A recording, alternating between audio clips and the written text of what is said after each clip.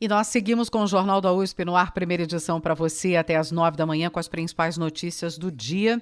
Sexta-feira vamos falar de meio ambiente, fazer um balanço sempre do principal destaque da semana. A situação dos reservatórios de grandes hidrelétricas tem preocupado muito o governo federal. O baixo nível da água reduziu a capacidade de geração de energia elétrica, claro, por meio hídrico, não é? Demandando um uso mais intensivo das usinas termoelétricas, que tem aquele custo operacional mais alto, mais caro. E isso já repercutiu no bolso do consumidor, pois, desde o início do mês, nós estamos sob a bandeira vermelha, que representa um dos níveis mais elevados de tarifa de energia elétrica. A situação para o desabastecimento de água na região metropolitana de São Paulo também não está boa. Nós, inclusive, já adiantamos aqui isso anteriormente, mas parece que o cenário está se agravando. E é sobre isso que nós vamos conversar agora com o professor Pedro Luiz Cortes, professor da ECA e do Programa de Pós-Graduação em Ciência Ambiental do Instituto de Energia e Ambiente. Tudo bem, professor? Bom dia, bem-vindo mais uma vez.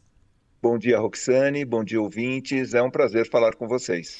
Professor, qual é a situação climática e como ela tem influenciado no nível dos reservatórios? Aliás, uma pergunta que fiz várias vezes aqui, mas diante dessa situação mais grave, a preocupação é bem maior, não é?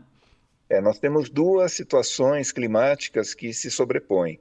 A primeira delas é que nós temos uma redução da umidade transportada pela zona de convergência do Atlântico Sul, que é também chamado de rios voadores, né, que é aquela umidade que sai do Atlântico Equatorial, entra na Amazônia e depois ela é direcionada para a região central do Brasil, abastecendo grandes hidroelétricas. Por conta do desmatamento, efeito esse que a gente já comentou aqui na coluna, vários reservatórios importantes estão com um nível muito baixo. É o caso de Furnas, que está com 38%, Serra da Mesa, 36%, Emborcação, 22%, Nova Ponte, 16% e Itumbiara, 27%. São reservatórios muito importantes para o Sistema Nacional que estão com nível muito baixo, mesmo a gente já tendo saído há pouco tempo do verão, né? Nós entramos no inverno no final de março e o nível já está muito, muito baixo. Essa é uma situação que vem perdurando ao longo de pelo menos os últimos 10 anos em consequência do desmatamento. Esses reservatórios eles vêm operando com um nível mais baixo do que costumavam operar no início desse século. Essa é uma situação. E nós temos uma segunda situação climática que é decorrente do fenômeno Laninha, que se instalou no segundo semestre do ano passado. Ele durou até agora o final de abril, mas ele deixou a atmosfera ainda com os mesmos efeitos, ou seja, estiagem na região sul, podendo repercutir em São Paulo, que é o que vem acontecendo, e uma grande quantidade de chuvas na região norte, inclusive provocando enchentes em Manaus. Essa estiagem na região sul, pegando parte da região sudeste, e mais essa diminuição das chuvas na região central do país, criaram essa condição de estiagem muito severa e isso tem feito com que o uso de termoelétricas, como você bem disse, está aumentando, tornando o custo da energia muito elevado e podendo repercutir, inclusive, no abastecimento de água aqui na região metropolitana de São Paulo. Inclusive, professor Pedro, chamou a atenção o próprio governo federal, o presidente, reconhecendo o problema de escassez hídrica no país, né? O governo não gosta muito de reconhecer problemas, mas, enfim, esse ele vai colocar na conta do clima, da natureza, né? Realmente me causou surpresa o fato da presidência da República reconhecer isso. O que você disse, normalmente o governo não quer reconhecer problema, mas nós temos um problema e não é só um problema climático. Claro que o clima acentuou essa situação, mas nós temos um problema estrutural. O próprio governo reconheceu que se o Brasil estivesse com a economia funcionando normalmente no ano passado, se não houvesse pandemia, provavelmente nós não teríamos um suprimento de energia elétrica capaz de atender a toda a demanda. Ou seja, isso sinaliza que no futuro, né, com a retomada do crescimento econômico, se não houver uma atenção especial quanto ao abastecimento de energia elétrica, nós poderemos ter apagões em áreas específicas, comprometendo a retomada do crescimento econômico, comprometendo a atividade industrial, a atividade de serviços.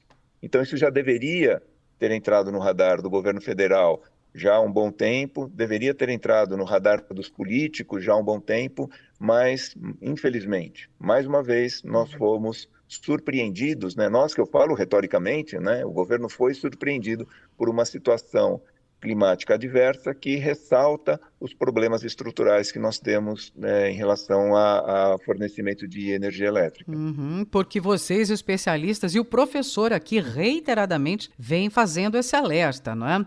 Agora, professor Pedro, qual o prognóstico para os próximos meses? Bom, Roxane, infelizmente o prognóstico não é favorável. Nós estamos agora no período de estiagem, né, que ele vai, em princípio, até final de setembro, outubro, e nesse período, tradicionalmente, nós temos um volume já muito baixo de chuvas, só que essa situação ainda está mais crítica do que o usual. O volume está mais baixo ainda. E me espanta muito o volume de chuvas, né? A redução das chuvas, por exemplo, no sistema Cantareira está bem abaixo do normal, no sistema Alto Tietê também, no Guarapiranga também. Então, nós estamos tendo um outono mais seco e vamos ter um inverno mais seco do que o normal. Quando nós entrarmos no período de chuvas, nós teremos provavelmente a volta do Laninha, os prognósticos indicam uma maior probabilidade desse evento voltar, ou seja, toda a estiagem no sul, podendo atingir parte da região sudeste, poderá voltar e nós teremos, muito provavelmente, um verão tão seco quanto o anterior. Ou seja, a recarga, seja dos reservatórios de abastecimento aqui na região da Grande São Paulo, seja de grandes usinas hidrelétricas, essa recarga será prejudicada por um período mais seco de primavera e verão. Talvez, né, aí os prognósticos ainda não conseguem indicar, nós talvez tenhamos a mudança desse cenário a partir de março do ano que vem, mas aí novamente a repercussão ainda vai ser baixa porque nós estaremos no período de estiagem. Infelizmente, pensando de uma maneira mais ampla, é possível que nós tenhamos condições satisfatórias de recarga só a partir do segundo semestre do próximo ano. Infelizmente, alerta também para a região metropolitana de São Paulo. Vamos economizar mais do que nunca. Isso que a gente também já fala aqui há muito tempo, usar de forma bastante equilibrada, né? Na medida da necessidade. Professor Pedro Luiz Cortes, da ECA, do Programa de Pós-Graduação do IEE, com a gente às sextas. Você pode acompanhar as nossas conversas, os temas semanais na publicação que fazemos em nosso portal, jornal.usp.br, e também pelo canal no YouTube. O ambiente é nosso meio. Professor, muito obrigada. Até a próxima semana. Roxane, antes de me despedir de Sim. todos, eu só gostaria de deixar um recadinho. Eu tive a oportunidade de rever colunas aonde esses prognósticos eram feitos e eles se confirmaram. Como tudo isso fica gravado, está disponível na internet, é fácil verificar, né, se esses prognósticos são confiáveis ou não. Até o momento eles se mostraram confiáveis, infelizmente eles acabaram se realizando e vamos acompanhar atentamente. Deixo aqui um grande abraço a todos. Obrigado.